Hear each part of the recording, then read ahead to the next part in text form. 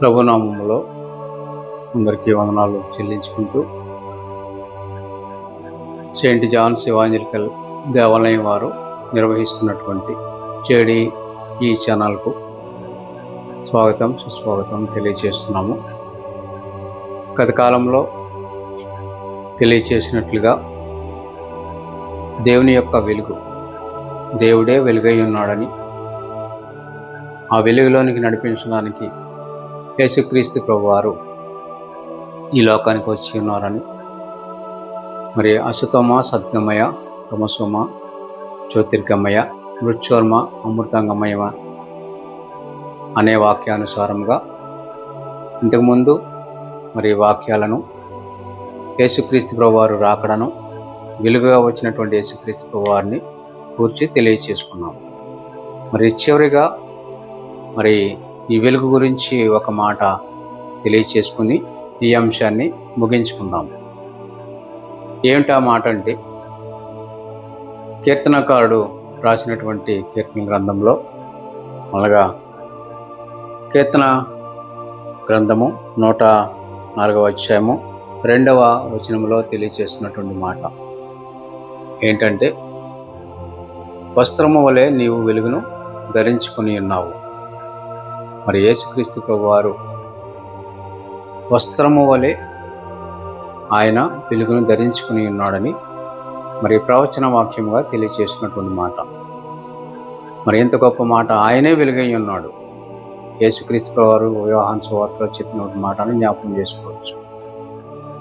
8వ అధ్యాయంలో మనం యేసుక్రీస్తు ప్రభువారు చెప్పిన మాటను మరి ఒకసారి జ్ఞాపకం చేసుకున్నట్లయితే, నేను లోకమునకు వెలుగై ఉన్నానని ఆయన చెప్పిన మాట. మరి దేవుని నామానికి స్తోత్రం కలుగును గాక. ఆయనే ఈ లోకానికి వెలుగుగా వచ్చి ఉన్నాడని మరి సువార్త పాఠములలో కూడా మనము చూస్తాం. ఎలా అంటే, మరి మత్తయి సువార్తలో రాసినటువంటి వాక్యాన్ని ఒకసారి జ్ఞాపకం చేసుకుందాం. మత్తయి సువార్త 17వ అధ్యాయము 2వ వచనంలో తెలియచేసినటువంటి మాట, ఆయన వస్త్రాలను మరి వెలుగుగా మనము చూస్తాము. ఎప్పుడంటే పేతురు గారిని, యోహాను గారిని, మరి యాకోబు గారిని రూపాంతర కొండ మీదకు తీసుకుని వెళ్ళినప్పుడు, మన ఆయన రూపాంతరము చెందినప్పుడు ఆయన వస్త్రాలు మరి రూపాంతరములో మరి వెలుగుగా కనిపించి వారి ముగ్గురు మరి మూర్చబోయినట్లుగా మనం చూస్తాము. అదే ప్రకారముగా మరి మార్కు సువార్త 9వ అధ్యాయము 3వ వచనంలో కూడా మరి ఈ వాక్యాన్ని చూస్తాం. యేసుక్రీస్తు ప్రభువారు రూపాంతర కొండ మీదకి వెళ్ళినప్పుడు మరి ఆయన తేజస్సు సూర్యుని వలె దగదగా మెరుస్తుందని మరి అదే వాక్యాన్ని మరి సువార్త పాఠంలో చూస్తాం. లోకా సువార్త 9వ అధ్యాయము 29వ వచనంలో మరి చూసినట్లయితే, ఆయన వస్త్రాలు దగదగా మెరుస్తాయి, ఆయన ముఖకాంతి సూర్యుని వలె మరి దగదగా మెరుస్తున్నట్లుగా మనం చూస్తాం.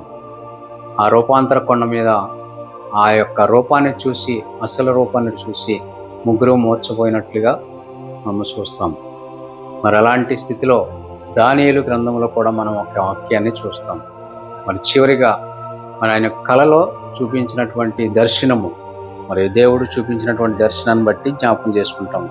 దానియేలు గ్రంథము 7వ అధ్యాయము 9వ వచనంలో మరి ఆయన వస్త్రాలు దగదగా మెరుస్తున్నాయి. ఎక్కడ?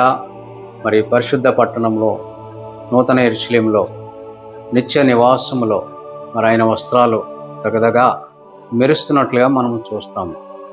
మరి చివరిగా ఈ వెలుగు ఎక్కడ చూస్తాము అనంటే, ప్రకటన గ్రంథము 21వ అధ్యాయము 11వ వచనములో మరి ధవళవర్ణునిగా మనము చూస్తాము యేసుక్రీస్తు ప్రభువారిని, తండ్రి అయినటువంటి యెహోవా దేవుని ధవళవర్ణుడిగా అక్కడ చూసినట్లయితే మరి ఆయన కాంతి, ఆయన ముఖకాంతి మనము మరి చూడవచ్చు, ఆ వెలుగును చూడవచ్చు. ఆ వెలుగు దగ్గరికి వెళ్ళడానికి, నిత్య నివాసంలో ఉండడానికి యేసుక్రీస్తు ప్రభువారు ఈ లోకానికి వచ్చి మనలను పరిశుద్ధులుగాను పవిత్రులుగాను మార్చినట్లుగా మనము వాక్యంలో తెలియజేసుకున్నాము. మరి చివరిగా మరి 22వ అధ్యాయము ప్రకటన గ్రంథము 22వ అధ్యాయము 5వ వచనంలో చూసినట్లయితే మరి ఆయన కూడా యేసుక్రీస్తు ప్రభువారు అక్కడ కనిపిస్తున్నారు. ఆయన వస్త్రాలు ఇకపై మరి దగదగా మెరుస్తున్నటువంటి వస్త్రాలను చూస్తాము, ఆయన ముఖకాంతిని చూస్తాము. అక్కడ ఇక దీపకాంతిని, సూర్యకాంతి అక్కడ అవసరం లేదు. ఆయనే మనకు వెలుగుగా ఉన్నాడని చెప్పి వాక్యం సెలవిచ్చినటువంటి మాటను జ్ఞాపకం చేసుకోవచ్చు. ఈ రకముగా మరి లోకానికి వెలుగై వచ్చినటువంటి యేసుక్రీస్తు వారు నిత్య నివాసములో, నూతన యెరూషలేములో, పరిశుద్ధ పట్టణములో, పరలోక రాజ్యంలో మరి ఇక సూర్యకాంతి అవసరం లేదు, దీపకాంతి అవసరం లేదు కనుక ఆయనే నిత్య నివాసముగా మరి నీతి సూర్యునిగా వెలుగునిస్తూ పరిశుద్ధులుగా ఉన్నటువంటి ప్రతి ఒక్కరికి మరి ఆయన వెలుగునివ్వడానికి సిద్ధంగా ఉన్నాడు. ఇప్పుడైతే మనము మరి మన పాపములను ఒప్పుకోవడం ద్వారా, ప్రాయశ్చిత్తము చేసుకోవడం ద్వారా, ఆ వెలుగుని ఆశ్రయించడం ద్వారా మరి ఆ నిత్య వెలుగులోనికి ప్రవేశించినట్లుగా దేవుడు తన కృపను చూపించి నడిపించునుగాక.